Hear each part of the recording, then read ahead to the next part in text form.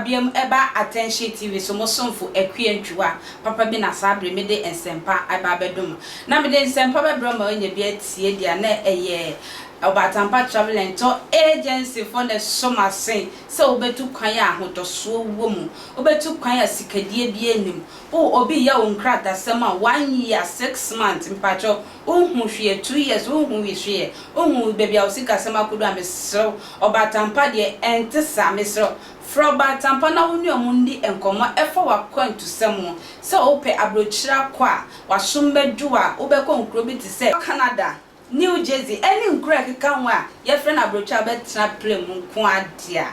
Mr. Fred Oba Tampa Travel Agency for na oni omundi nkomo efa wakwan to semo ai na obekọ akodu asombe mu mabusuafo nso akoma atom yem na ye koswa ene na montinten social media isu de se be junior asem no ye nam so na ye papa Nigel Gaisie prophet Nigel Gaisie nsema ebe ya be de be som no mu nsema akodu sese won se abrabo de oba obenya obi otan anaso obenya obi odi wachi anaso obi a ne awoye ye nfe ne obi a ana asem to ne obeta wachi asem be kodojo na when na ye papa prophet Kumchacha ekopie mu wo ntintan so ba ko na ye bisa ne se ne nkomsha ne nua di ba ohun ni sen ana na ye papa Kumchacha se onu de ohun fonso bi prophet Nigel Gaisie aye because o hwe post na ye papa Nigel Gaisie di be post ye na edi ni ye Sherif black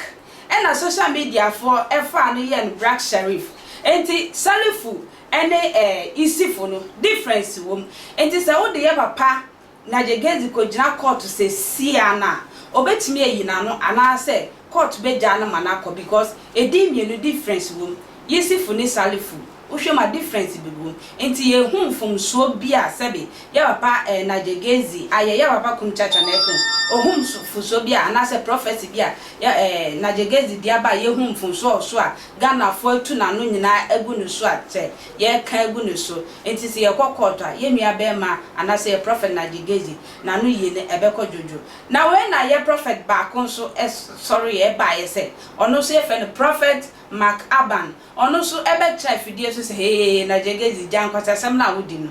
sa no come prophet please forgive me jan sam fun na wodi na Ghana fo asofu bi mu dua bododo aya prophecy ni bi wo ho a eye loto na mo pese moto mo be kanu o say ye papa Nigel Gaisie ye papa prophet Abban can say Nigel Gaisie pese o de nkom hye we ba na say fa na je se ndin asaji wiase nyina afa ka se we die prophet Nigel Gaisie na kan na we say tu na we say te this is the time I was say sansem fun nyina ye je akire de ne akire de kra na Ghana fo asofo ye twi ye hododo nyame bia friend Nigel Gaisie nyame bia friend no na so dem kra na sebe me oyi omo na ntem srade e wo ho sa so dem kro ya so dem hye nkom de hey kawanu tumna enkom hye we enko ba bia Mr. Yenti edifo ye mrasisia edi eden see Sherif black and media for so throw black Sherif that's and also on board black Sherif or Sherif black one say court to the evidence in a year juma one say court to the evidence in a year juma say see BBC obi beka se bi osofu Kumchacha yesofu wonti na wo defending Nigel Gaisie sa BBC se si ani e be kokoto a pacho Nigel Gaisie osofu Nigel Gaisie ni Facebook no pacho e di be no cho Sherif black thank you and the media for no so san ye ne black Sherif it's a difference woman ni Okay, meaning that be saying ya when you say oh David when identity na winning maybe to where me Nicholas was say what you say e Nicholas was say kura no sabe me person on check ade wo bank money I just say we have them account because Nicholas was say you go computer so bank no e ko be ye 100 one for account number one hu Nicholas was say ko et sabe in play asa say prophet Nigel Gaisie ade wo to won ni Facebook no Sherif anamwa Sherif black mame fan senko score ana media for ni bi so assistant abeya ne de Black Sherif.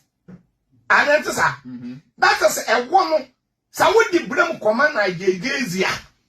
Now yet the idea we could not court in when young for judge anymore. Patron, a dear Nigel Gaisie, a boy, you know. Isifu, and is Selifu, Nina you fufu by difference room. Isifu, and a Selifu. Said the enemy of by difference room. That want to make cafe. Nigel Gaisie, software. I can't some way, and when the Facebook. That who media, you know, what person was salon. Now, what the problem at the brand Nigel Gaisie? Our bra, one also 1 million and one can say, I have watching, I have mentality, and I have watching say. So fallacy and I suffer Nigel Gaisie, yes, of what year. Baby, I will media, you know, punch a corner. Officer, and you want all canco. But will be a non so that you and you want all. That's immediate. So be some of Kumchacha, my grandchild. Sao found could the software Nigel Gaisie at Tamwa. Something pretty as a something. I tell the other wouldn't say. Here, Nigel, because or a fake prophet. Yes, be a maker, Eddie good anymore as in a moment as I'm or dear. See Nigel Gaisie no more sem. Egg than a dear chance who should be the Sherif Black. Yen tears and pam fan. Obewu, ya mumpire money by December. In short. Sherif Black ebewu eni ye bisa na ho asem na de bia me ka kire Ghana for say mo aye di bedimo because so to man when ni padodo no adwene wo fam a that is what happens ye na hwe ni mo Ghana say you will be a friend Black Sherif ewo ho and I bia for me just ono nko na ni no ye popular and na wo sa friend wo can say Black Sherif no ohu woman bi a woman no oye fair na ne fair na oye no o san so di Mary. Next name is a Black Sherif never born young cast Auntie Mary den name said this is the life I live for here. Ain't you know we be church him say Mary ne mame. Ain't you know who put you 1 and 2 together? This man your friend Nigel or Kasafa Black Sherif but on person be bonidin. You are not a prophet.